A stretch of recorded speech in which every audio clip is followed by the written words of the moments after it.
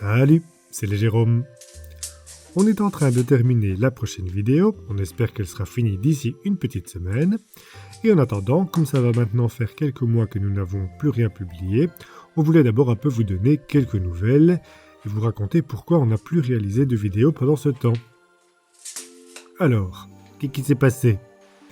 Eh bien, un enchaînement de plein de choses et pas toujours très chouettes. On va passer un peu vite sur certaines, mais on reviendra plus en détail sur quelques-unes au fil des vidéos, histoire de contextualiser un peu plus. Alors, eh bien comme chaque année, tout va bien jusqu'en mai, et puis à partir de là, tout part en cacahuète, tant il y a de choses à faire, et que l'ampleur des travaux qu'on entreprend devient complètement incontrôlable. Bon, déjà en temps normal, il y a le potager, l'apiculture, les travaux, la gestion quotidienne, etc. Et puis vient un moment où ça devient beaucoup, mais étant un pic d'intensité pour tous ces domaines.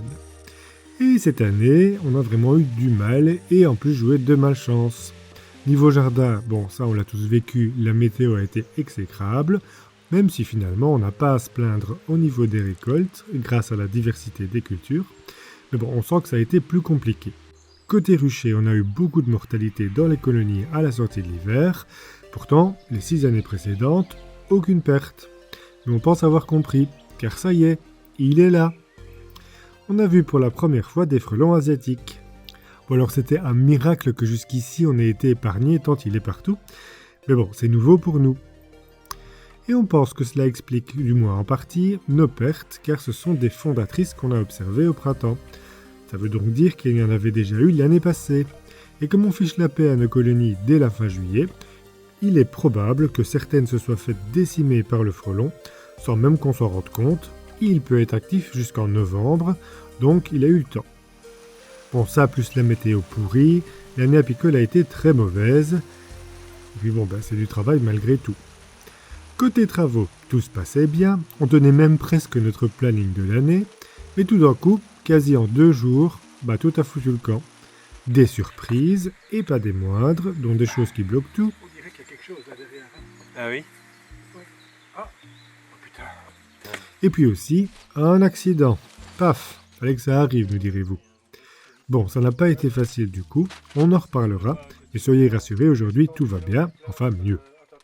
En attendant ça à tout bloquer, Jérôme a été immobilisé, et en plein pendant la période la plus active de l'année, où il avait en plus pris congé pour pouvoir bien avancer. Mais oui, ça a commencé à devenir un peu difficile.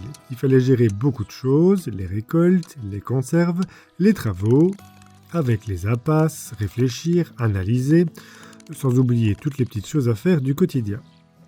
Et puis, il y a eu la fièvre catarrhale ovine. On a tout de même une brebis qui est morte et une autre qui a été fort affectée qu'on a heureusement pu soigner. Encore un truc en plus. Et le mildiou, et les courgettes sont trop grosses, et le mal de dos, et puis mince, ça on a oublié, et là on est en retard, oh non regarde là ça ne va pas, zut. Bref, comme un burn-out quoi.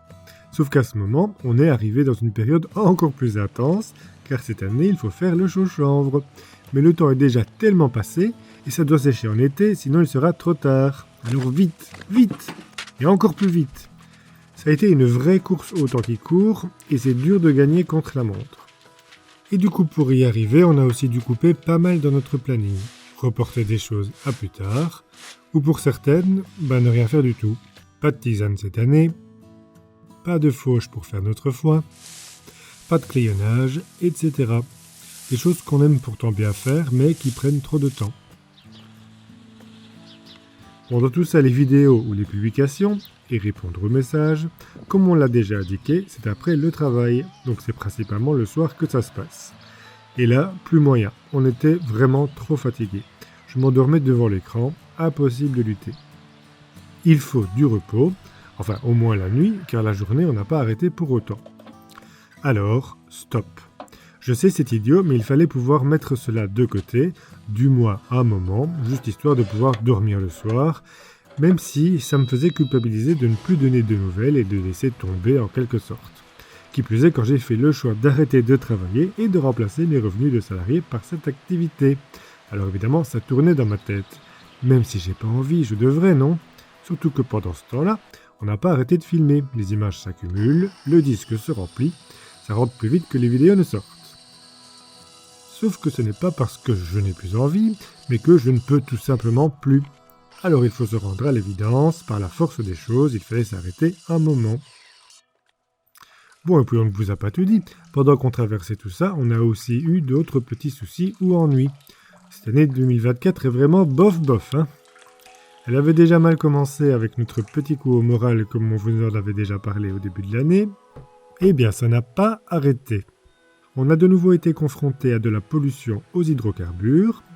Et nouveauté de cette année, un problème d'amiante. On est aussi en conflit avec un voisin concernant une vanne.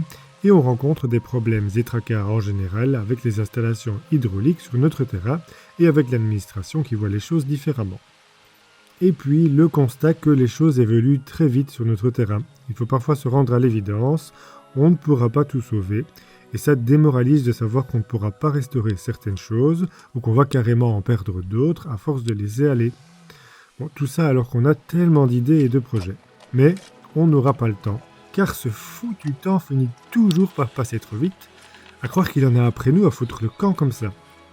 Bon, et puis le doute qui s'installe, a-t-on bien fait ? Est-ce qu'on a choisi les bonnes méthodes, les bons matériaux ?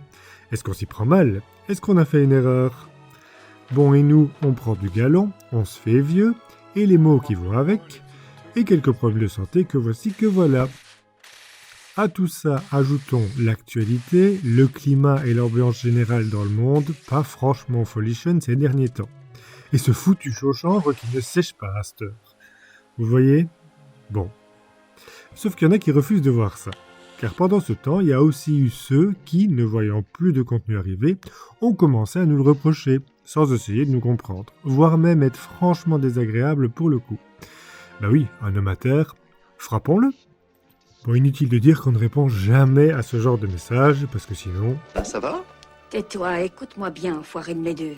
Ils n'étaient pas nombreux, mais ça fait vraiment pas plaisir.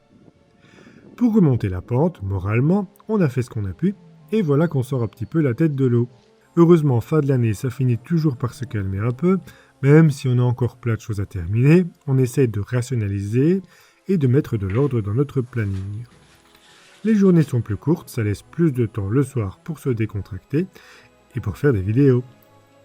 Et puis on a pu partir quelques jours prendre l'air. Vers la fin de l'année, on se prend nos vacances annuelles, 3-4 jours pour décompresser.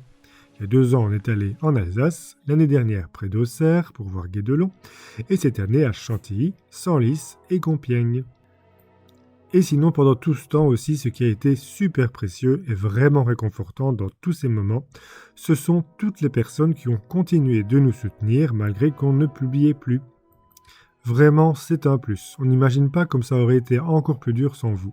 Alors merci et encore merci.